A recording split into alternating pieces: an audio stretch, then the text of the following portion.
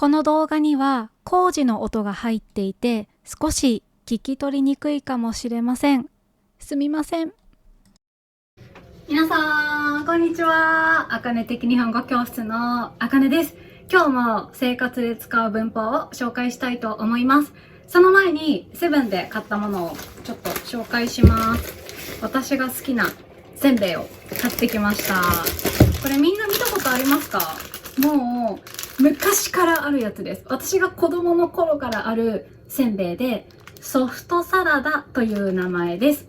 コンビニにもあるし、スーパーにもあると思います。多分、大きいドラッグストアにもあると思います。もしよかったら見てみてください。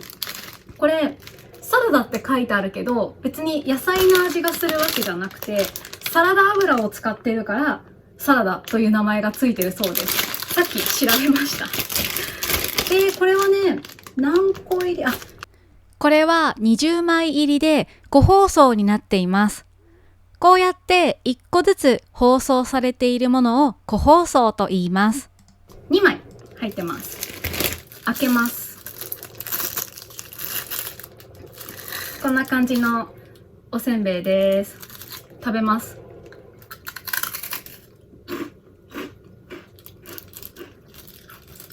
美味しい。あと、飲み物も買ってきました。これ私初めて見たんですけど、皆さんも見たことありますか？抹茶ラテで沖縄県産黒糖&コーヒーと書いてあります。いくらだったかな？これは198円で、さっきのソフトサラダ。これですね。これは218円でした。これ飲んでみようか。抹茶が入ってるんだよね。よく振ってからお飲みくださいって書いてある。ちょっとコップに、なんか透明のコップがいいよね。グラス？ちょっとわかりやすいようにグラスを使います。見える？抹茶の色ですね、本当に。いただきます。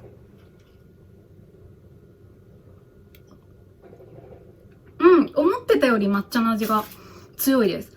飲みやすい。なんか、コーヒーの味は、私はそこまでしない気がする。でもコーヒー入ってますね。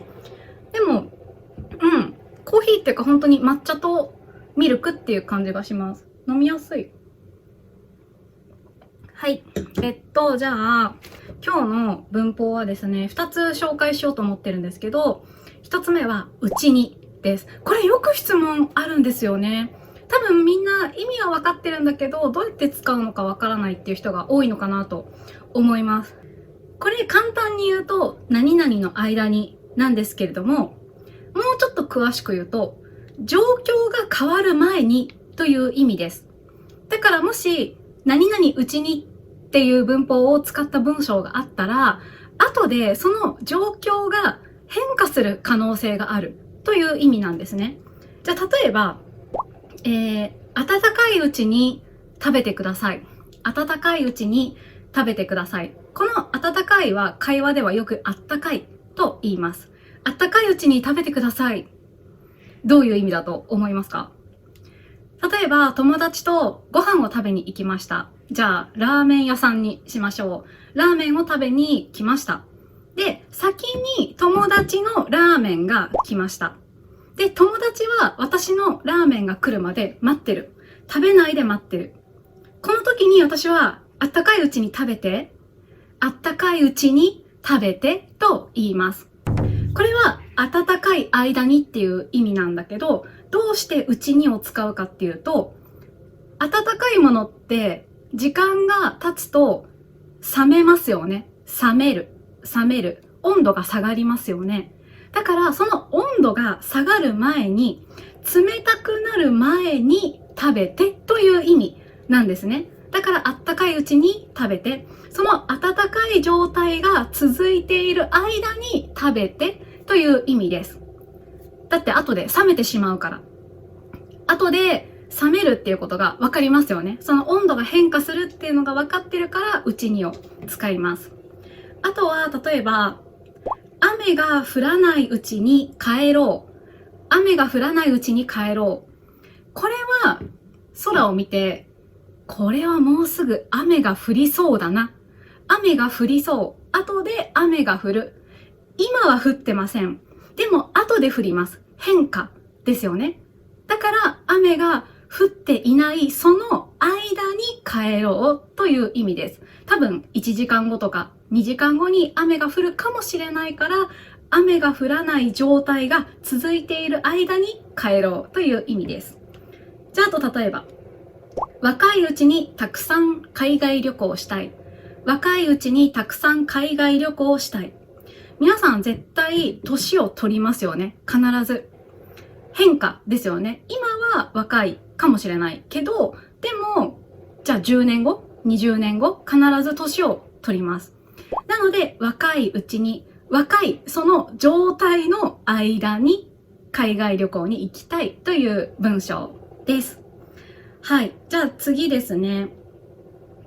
これね、多分みんな見たら理解できるんだけど、会話で話すときに結構間違えてる人が多いから、ちょっとこれを紹介したいんですけど、手もいいですかと手もらえませんか。はい。皆さん今思ったね、あかねさん、簡単だよ。こんなのずっと前に勉強したよって思ってる人もいるかもしれない。例えばね、ここに座ってもいいですか。ここに座ってもいいですか。ここに座ってもらえませんか。ここに座ってもらえませんか。この2つの文章、意味が全然違いますよね。1つ目、ここに座ってもいいですか。これはどういう意味ですか。誰が座りますか。この文章には主語がないけど、私がここに座ってもいいですかって言ったら、誰が座る。私ですよね。私がここに座ってもいいですか。私はここに座りたいです。いいですかですよね。でも、二つ目の文章で、ここに座ってもらえませんかって私が言ったら、どういう意味ですか。ここに座ってもらえませんか。これは私が座りますか。私じゃないですよね。話してる相手に、ここに座ってください。お願いします。っていう意味です。あなたがここに座ってくださいの意味です。この前、ある日本語を勉強している人がこのように言っていました。先生、もう少しゆっくり話してもいいですか。もう少しゆっくり話してもいいですか。はい。これどういう意味ですか。ゆっくり話してもいいですかっていうことは、学生が話す、私が話す。でもいいですかっていうのは、自分がそれをしてもいいかですよね。だから、ゆっくり話してもいいですかっていうその文章の意味は、学生がゆっくり話します、いいですかっていう意味になります。でも本当はその学生が言いたかったのは、私がゆっくり話す。それを希望していたんですね。だから、私に対してお願いしたかったらどう言いますか。先生、もう少しゆっくり話してくださいとか、話してもらえませんかを使いますね。そう、これ、似てるから結構間違いやすくて、みんな文章で見たら違いがわかると思うんですけど、会話をするときに手もいいですかと手もらえませんかが結構ね、混ざってしまったり、間違った使い方をしてしまう人が多いので、話すときにちょっと気をつけてください。例えば、窓を開けてもいいですかって言ったら、私がやる？皆さんがやる？そうですね。私が窓を開けます。いいですかの意味です。じゃあ、私が皆さんと話してて、ドア開けてもらえませんか？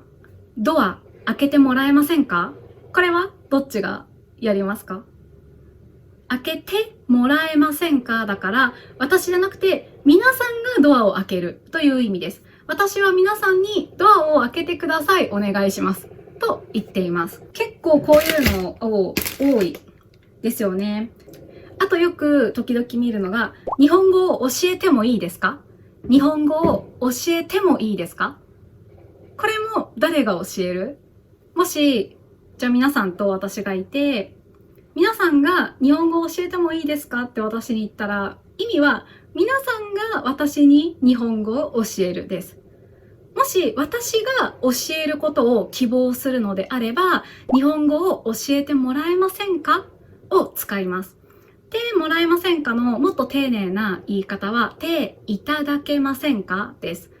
例えば、この資料をメールで送っていただけませんか？これは相手に何々してください、お願いします。何々してもらえませんかの丁寧な言い方になるので、もし日本の会社で働いている人がいたら、でいただけませんかを使った方がいいと思います。そんな感じです。もうちょっと抹茶ラテ飲もう。なんか文法って本当に難しいですよね。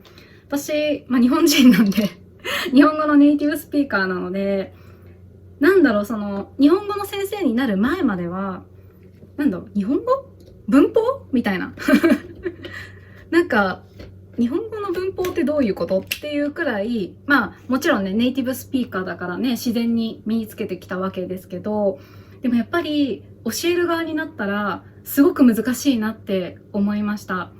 似てる文法がたくさんありますよね。